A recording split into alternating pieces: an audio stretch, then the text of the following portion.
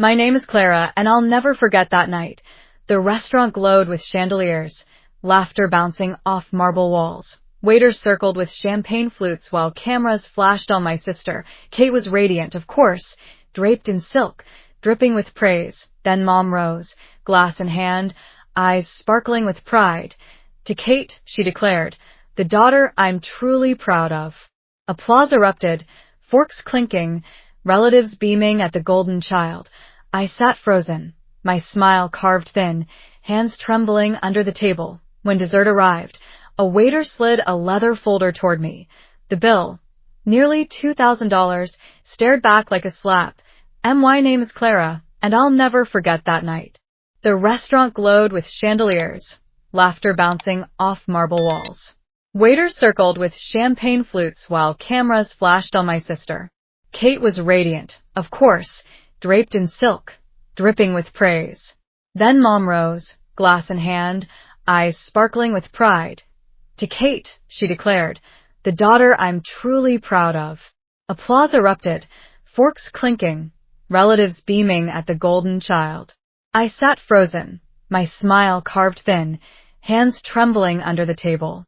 When dessert arrived, a waiter slid a leather folder toward me. The bill, nearly $2,000, stared back like a slap.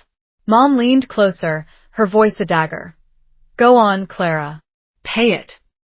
And in that moment, humiliation burned hotter than the candle flames. That bill wasn't about money. It was about my place in this family. Growing up, I learned early that my place in the family was secondary. Kate was always the star. The blonde curls, the easy smile, the girl who got applause just by walking into a room. Relatives would pinch her cheeks and gush, "She's going to be a heartbreaker someday." And then they'd glance at me, awkwardly adding, "Clara's the smart one." It sounded like a compliment, but it was really a consolation prize. And Kate wanted ballet lessons at 6. My parents signed her up for the most expensive studio in town without hesitation. When I begged for a science camp that same summer, Mom sighed. "Too costly. You can go to the free program at the library." Her first recital dress cost more than my entire back-to-school wardrobe. Meanwhile, I wore hand-me-downs, my hems crooked from learning to sew them myself. The pattern never changed. When Kate needed a new dress for every school dance, she got it. When I needed textbooks for advanced math classes, I was told to borrow or buy used. She spent her afternoons rehearsing. I spent mine bagging groceries to pay for a graphing calculator. She was praised for being busy with activities. I was told to be responsible and pick up shifts. College only deepened the divide. Kate's tuition was fully covered, her apartment paid, and a monthly allowance wired like clockwork. I lived in a cramped apartment with 3 roommates, working nights in a care facility to afford ramen dinners. She majored in communications, floating from party to party, posting photos in designer clothes. I studied nursing, pulling 80-hour weeks. Yet my achievements barely drew a nod. Whenever I questioned the imbalance, my parents shut me down. Dad would mutter, "Different kids, different needs." Mom would say with that cutting sigh, "Clara, don't be jealous. It's not attractive." But it wasn't jealousy. It was exhaustion. The exhaustion of being invisible while giving everything. Of watching one sister celebrated for simply existing while I had to fight for scraps of acknowledgement. That night at the restaurant when Mom raised her glass, all that quiet unfairness boiled over into humiliation I could no longer swallow. Adulthood was supposed to free me from the shadow. I thought moving out, paying my own bills, building my own life would balance the scales. But favoritism has a long reach. When I graduated nursing school, I sent photos of me in my cap and gown. My parents didn't come. They were busy driving Kate to Los Angeles for a brand collaboration shoot. Dad texted a flat, "Congrats." Meanwhile, Mom posted on Facebook, so proud of Kate chasing her dreams. The message was clear. My steady path was invisible. Her glittery chaos was worthy of applause. I rented a small 1-bedroom in Chicago, furnished with secondhand finds and the plants I tended on my balcony. Every item in that apartment was mine, bought with paychecks from 12-hour shifts. I built a quiet pride from survival. my scrubs, my patient thank yous, my financial independence, those were my trophies. Kate, meanwhile, floated from one crisis to another. When her rent was due, my parents wired money. When her car broke down, Dad co-signed a loan. When a brand deal fell through, Mom called me, voice honeyed. Clara, can't you help your sister this once? This once had become dozens of times. I learned to set boundaries, one shaky no at a time. Still, guilt nodded at me with every refusal. Family dinners turned into silent tests. Would I open my wallet, or would I be branded selfish again? The contrast sharpened with Michael, my boyfriend. He saw me, my effort, my worth, without conditions. When he came to a family dinner, he leaned over and whispered, Emma, they treat you like the reliable, eh? It's not love, it's dependence. His words burned because they were true. I stayed quiet most nights, biting back the urge to call out the imbalance. But every act of restraint, every swallowed truth, stacked like stones inside my chest. I told myself peace was worth the silence. But silence has a weight. And one night it finally cracked.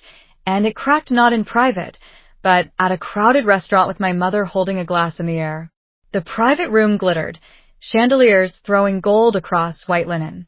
Kate posed by the cake, sequins catching every wandering phone camera. Laughter swelled, champagne fizzed, and the photographer kept circling her. Mom tapped glass. The room hushed like a stage cue. She smiled at Kate, then glanced past me as if through glass. To my beautiful Kate, she said, voice thick with pride. The daughter I'm most proud of, the one who shines. Applause broke like surf. A few relatives even wiped tears. I clapped too, small and careful, heat rising in my face. The desserts arrived, towering slices, sugar roses balanced like crowns. A waiter stepped to my side, black folder held respectfully. Miss Clara, he asked, setting it neatly before me. The check. The number blinked up, 1,090 before tip and service. 22% suggested gratuity, neatly printed in pale gray. My heart stuttered. Silverware chimed somewhere like distant bells. A cousin leaned forward. Is that for you? She whispered. Before I could speak, Mom's voice cut clean and bright. As always, Clara will handle it, she said, lifting her glass. It's the least she can do for her sister's special day. A thin wave of laughter rolled, then died in the corners. Kate sipped champagne, eyes glittering, mouth tilted in a practiced smile. I looked at Dad. He cleared his throat, then looked away. An aunt shook her head, whispered, That's not right. Then blushed. The doorway. The manager hovered, polite concern on his face. Everything all right here, ma'am? He asked toward my mother. We're fine, Mom answered, never once looking in my direction. The photographer kept shooting, flash popping like little detonations. The bill sat open, heavy as a stone in my lap. This wasn't generosity. It was ritual. Public tribute disguised as tradition.